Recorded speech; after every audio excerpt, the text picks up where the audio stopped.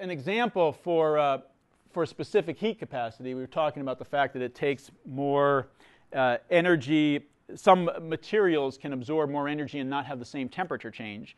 This example, it works the same in the opposite direction, right? If something takes a lot of energy, like water, to heat up, then it's going to take a lot. It has to give up a lot of energy to cool back down. And so sometimes people use the term thermal inertia, right, for something like water that has a high specific heat, because it takes a lot of energy to get its temperature to go up. It takes a lot of energy out to get its temperature to come back down. It kind of doesn't want to change its temperature very readily. And an example is you take something out of the oven. Maybe you had a nice casserole, lasagna, something, bacon in the oven, and it's covered with aluminum foil. And within a very short amount of time, what can you do? You can grab the corners of that aluminum foil and peel it off, because the aluminum foil cools off very quickly. But now you've got something that's got lots of water in it, right? Your casserole, your lasagna, whatever it is, and you can't just stick your finger in that, right? You'll get a burn. That stays hot for a long time. Another example is apple pie. The crust doesn't have, it's very dry, right? The crust. You can touch the crust and maybe break off a piece of the crust and eat it soon after coming out of the oven, but you wouldn't touch the filling maybe right after it came out of the oven. You'd have to let that cool down. You'd burn your mouth on that. It takes a long time for it to come back down. So some examples of the heat capacity and how they affect things. And then let's just talk briefly about heat transfer one more time: conduction, convection, radiation. We already talked about the fact that the conduction, it happens in a solid. That's the physical sort of collisions that take place between the molecules that transfer the energy, the vibrational energy, from one molecule to the other.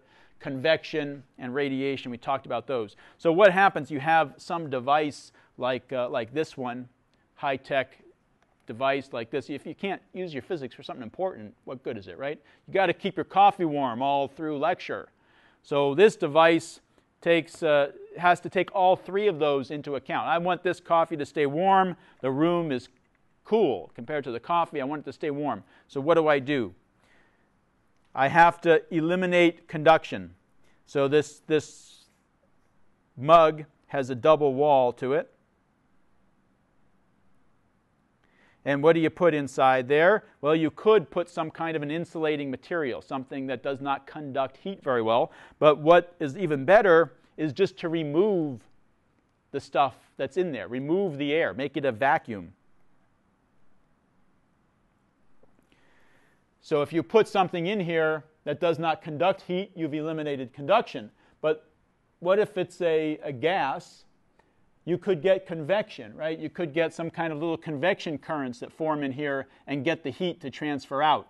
So by just removing it, by creating a vacuum in there, it takes care of everything. If there are no molecules in there to bang into each other, you can't get conduction and you can't get convection. So that's one of the best things you can do. What do you do in your house, in the walls of your house? Right? There's the wall. Here's the inside. Here's the outside. You don't just leave it filled with air, because you'd get convection. Maybe the inside is hot and the outside is cold, I know, in the wintertime, and you'd get convection currents that would transfer the heat from the inside of your house to the outside. So what do? But air, like most gases, air is a very poor conductor of heat, because just because it's not a solid, right? This is the typical method for a solid. Air is a gas. It does not conduct heat very well. So air is actually good, but you have to eliminate the convection currents. So you fill the inside of this with some substance that has lots of little openings to hold the air, right? What do we use? Fiberglass. We could use something like styrofoam. We don't usually use that in our homes, but something like that. Lots of little air pockets, because air is actually a poor conductor. But it has to be porous. It has to have those pockets. It has to break it up so that we don't get convection currents going. So that's what we use in our houses. We use fiberglass, something like that. It traps little pockets of air. But in my high-tech coffee mug, what do I have? I have a vacuum in there. So that takes care of, number one, takes care of conduction. I can't have conduction if there's nothing there for the heat to conduct through. I can't have convection. And what do I have to do now? Radiation is the last one. So what do they do with these? Typically, they make the inside really shiny. They put a mirrored surface in here.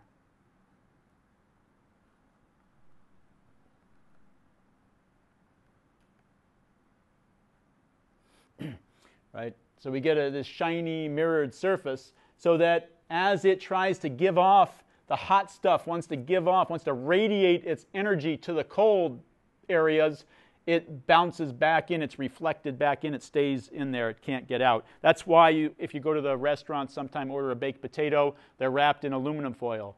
That prevents heat loss by radiation. The potato wants to radiate its heat, it hits the shiny aluminum foil, reflects back in. It's like light, right? That's what electromagnetic radiation is. We just can't see it.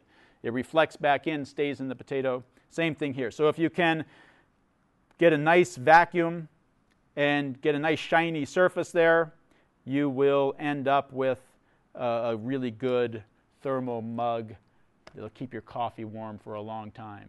There's actually one more thing I've got in here. Let me see if I can fish it out.